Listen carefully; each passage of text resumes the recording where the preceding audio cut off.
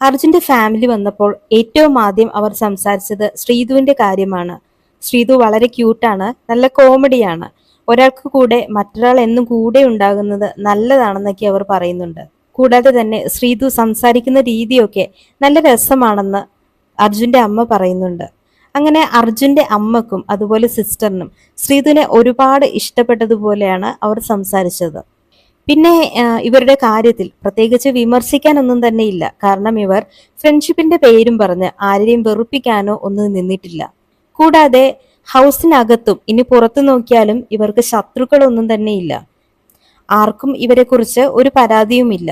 ചുരുക്കി പറഞ്ഞാൽ ജാസ്മിൻ ഗബ്രി കോംബോക്ക് ഉണ്ടായതുപോലെ ഒരുപാട് ശത്രുക്കളൊന്നും ഇവർക്ക് ഹൗസിനകത്തും പുറത്തുമില്ല. എന്നാൽ ഇവരൊന്ന് പ്രണയിച്ചിരുന്നെങ്കിൽ എന്ന് ആഗ്രഹിക്കുന്ന ആളുകൾക്ക് ഒരു പോസിറ്റീവ് സിഗ്നൽ പോലും ഇവർ നൽകിയിട്ടില്ല എന്നുള്ളതാണ്.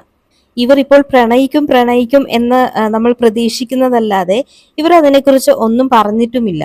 എന്നാൽ ഹൗസിന് പുറത്തിറങ്ങിയാൽ ചിലപ്പോൾ ഇതൊന്നും സംഭവിക്കാതിരിക്കണം എന്നില്ല. ബിഗ് ബോസ് ഇന്നലെ കൊണ്ടുവന്നത് ഋഷിയുടെയും അൻസിബയുടെയും ഫാമിലിയാണ്. ഇന്നിപ്പോൾ ആണെങ്കിൽ അർജുന്റെയും ശ്രീധുവിന്റെയും. നിലവിൽ കോംബോ ബേസ് ചെയ്തിട്ടാണ് പാരന്റ്സിനെ അവർ കൊണ്ടുവന്നിരിക്കുന്നത്. തുടർന്ന് അങ്ങോട്ടും ആരെല്ലാമാണ് വരുന്നതെന്ന് നമുക്ക് കണ്ടറിയാം. ശ്രീധുവിന്റെ മദർ ഇന്ന് വന്ന ദിവസം ഒരു പാട്ടൊക്കെ ഇട്ടാണ് ഹൗസിനുള്ളിലേക്ക് പ്രവേശിപ്പിച്ചത്. കൂടുതൽ അപ്ഡേറ്റ്സുകളുമായി വീണ്ടും കാണാം.